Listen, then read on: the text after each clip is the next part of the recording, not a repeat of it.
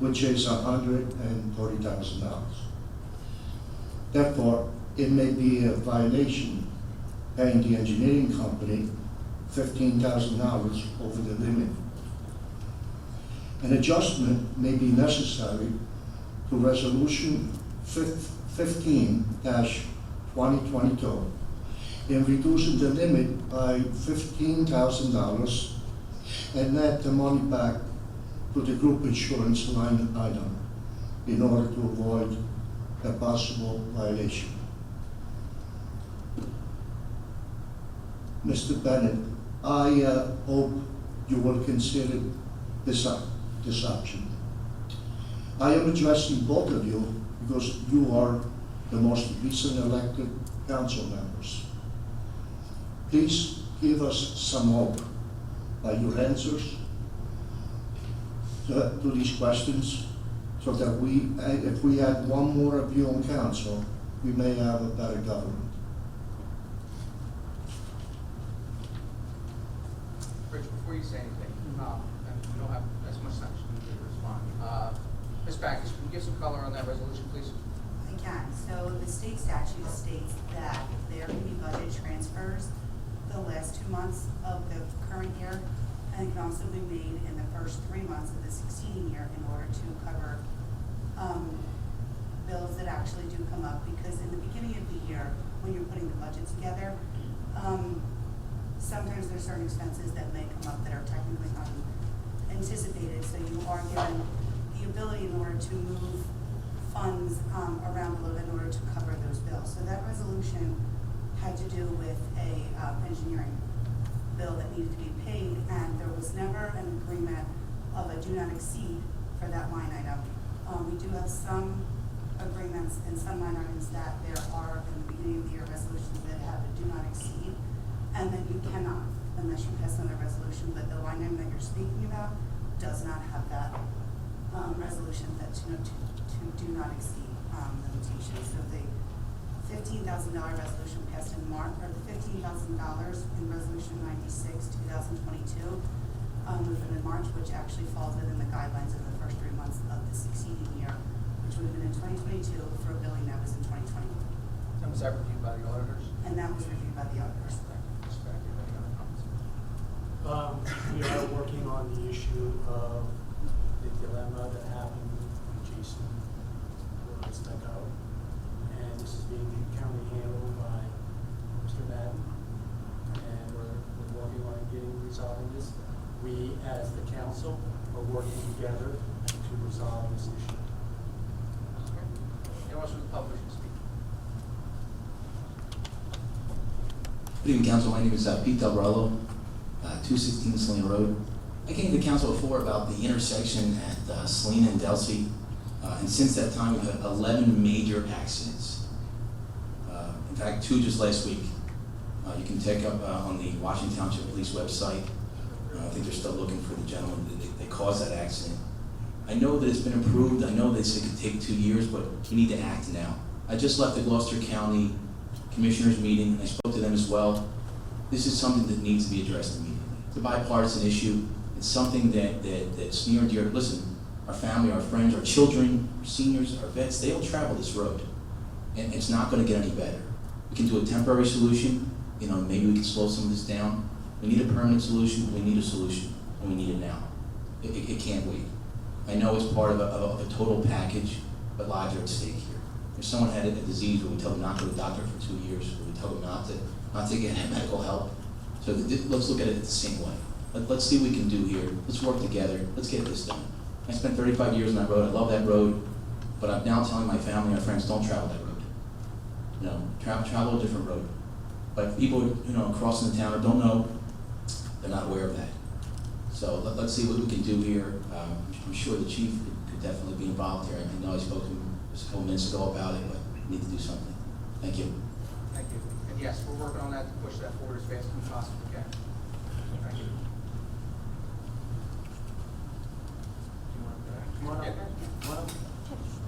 Just wait 1 second. Ms. Backus, you can go ahead. We actually did, I was part of an email chain between us and the state regarding that intersection, and yes, there is a light we plan to go there, but in the meantime, they are discussing to do as quickly as they possibly can to make it actually a four-way stop, and then actually putting rubber on the road in order to let people know that they're putting something in place to slow you down while traveling. So we have been in contact with the state in order to at least prepare even drivers that there will be a light going there also, but to actually make that a four-way stop. That's great news.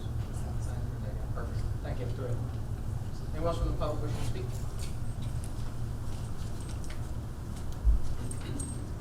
Do we have your name and your address? Yes. Sue Vesey, Susan, if you're mad at me, 209 Lake Avenue, Red Rock, New Jersey, 08032. I live on the lake. I've been a resident for 31 years. Me and my husband, houseman for 78. We were working each self-employed, so we had to bring 38 to the table. We had 3 kids together, did an addition.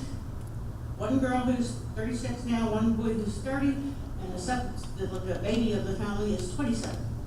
None of my kids went to college. They're very well educated though, because they were homeschooled. Okay? And Mr. Pullendorf did a great job of that. Mr. Selby threw him out of high school at 10 and told him to go to college, restricting her out. My son Andrew was the middle one. He was a student of the month in May and getting kicked out of the senior trip and had to get his graduation over at the other school.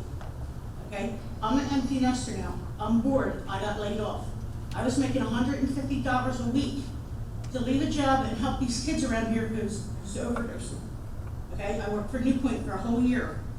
You guys, your high school's still known as Heroin High. Okay? Now they have other bad stuff. And we're not going to talk about it. I didn't spoil my kids. They got one cell phone their whole entire lives. My cable bills were $400 because Minutemen all came to my house and watched porn. You know, Mommy gets home at 6, I did. Springville, the next one over, all the kids partied at my house. No, I'm not saying anything bad about the police because they were there enough. But 10 years ago this month, my house was raided at 4 o'clock in the morning. Thank God my middle son was in Hampton House, Hampton up in behavioral health. Because my youngest son is just like me. He was born a star. He was the most elite athlete to enter Washington Township, and he wound up a heroin addict 4 years on the streets of Camden. He was baptized by Father Michael Doyle. No, Father Michael Doyle of Camden is a miracle worker. Okay, so let's like sum this up because an Irish person can't make this short. When we moved there, Red Rock Lake was poisoned. It was poisoned by the turkey factory. And the $190,000 gallons of diesel fuel that went on it, what was that, 11 years ago? Still poisoned. That could have all been avoided. I said, Tim, you get my brother's team on this and send him out on his way. Because he thought he would put a piece of tape on it, everything would have been fine. And it wasn't, and it's still not.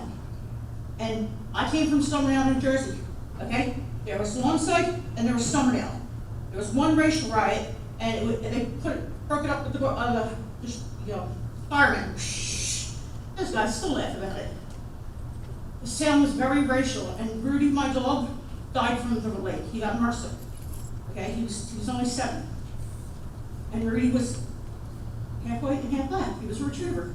My brother Brian, who lives on Lake Avenue, who can't be with us tonight, Melly died too from the lake. And he still has it. He's got 5 Harley Davidsons, and he still mourns the loss of his dog. So to make the story short, I lost 2 brothers in the Vietnam War. Well, I lost John. John was shortest Navy SEAL there was. Okay, he was 5'4". He, instead of going to college like my dad wanted him to do, he went to Vietnam. He didn't kill anybody over there. There's 2 sides to every story. His weapon of choice was a knife. And I was doing this thing, whatever. My brothers would go, oh, in the bars, check out, this is my brother John. You know, I put the shit away, Brian. Don't talk about your brother like that. My brother's buried down in the new place. Okay? He probably rolled over in his grave because that was his wife's dishes, not ours. We wanted him to the gates of heaven. And my brother Jimmy, I had a car that cost $100 first, that we had to fix it. Then I had a car that cost $500, then had to learn how to fix that. Then I had an Italian Fiat, and he came over on Memorial Day, Italian Fiat convertible, and he came over and he said, Sue, let me borrow your car. I'm like, it's not mine, Jim. I pulled the radar detector out of it, he died at night, somewhere in Washington Township. And I raised 3 kids by myself because my husband left me. John said, you have him insured for $500,000, so wink and he'll be gone. And I was like, John, that's the worst thing you ever said to me. I'm on that, you know? I'm not like that. And they think that I'm this poor person who lives in Grenlock. Like, do you know Grenlock is being like, they want to just rip it all apart and just put up something new? I don't like coming over to this side of town, because half the time I get fingers coming over there. You know, what are you doing over here?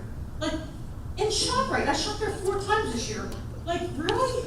And I'll leave it at that. Like, what are you teaching your kids? Like, do they know anything about history yet? Because I don't know if they're even being educated. I know that Tommy came out, Tommy got raped in high school. Not quite a girl, that's impossible. Oh yeah, he did, thanks, Mr. Selby. By the way, I want my brother's book back. I heard he's retired now. So you're coming up on your 5 minutes, so. Okay. Anything else like that? Yeah, I want to turn Grenlock Park without any crisis, will not affect any of you guys, to its grandeur, whatever you call it. Okay, it used to be a place when we lived in Summerall, we would come and do the pony rides. Okay, it would take a piece of wood to start the project. Okay, nobody's on that lake. There's 2 people on that Green Acres Park. Nobody plays there. It's haunted. They're scared to death over there. So I'm requesting that Green Acres, call Green Acres or Green Parks, whatever, and say, hey, can you let her do something? She's bored. Because I'm tired of harassing people. You know, I don't even get a phone call back. Thank you, we'll see. All what right, we do. well, I put in 10 calls to the police chief and he hasn't called me back yet. Okay. Thank you. Have a good night. Good luck, guys. Anyone else from the public wishing to speak? Thank you.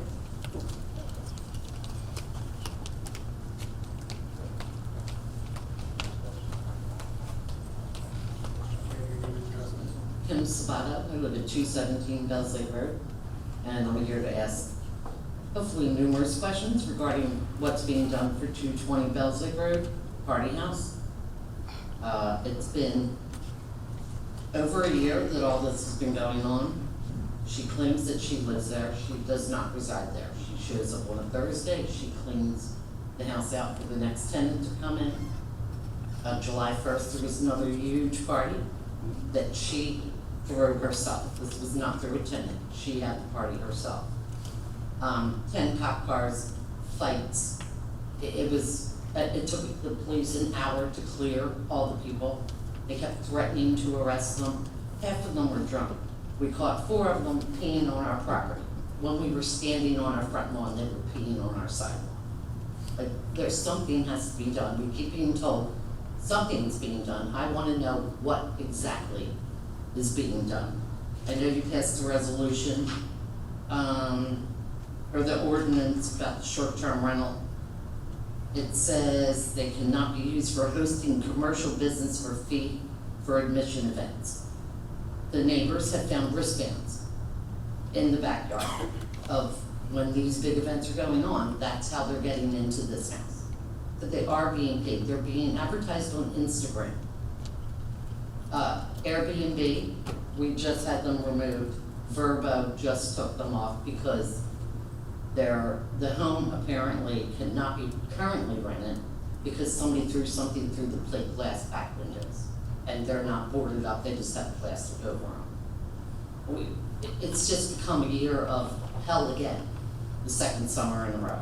So we as residents want to know what exactly is being done. All we keep getting is, I mean, the police have been great. They've been coming around the past couple weekends just saying, we're here. That we want to know what legally is being done against her to have this stop. Someone is going to be shot. That on July 1st, we literally thought with hundreds of kids fighting in the streets, something very bad was going to happen. And they were just told, get in your car and go. One car was told 5 times to move, it would move 5 feet. They would get out of the car again, the cops would surround the car, tell them to move on. Finally, the 4th time, or the 3rd time, one of the cops said, if you don't leave now, we're going to lock you up. They proceeded to drive away. 4 feet later, stopped the car, opened the doors, and tried to get out. And then they just were told again to leave. These kids are drinking alcohol, the amount of alcohol bottles that we picked up on our property, the disgusting trash that we have found in our yards after every single one of these parties. We won't even touch some of the stuff that we have found out there. My husband has pictures of it.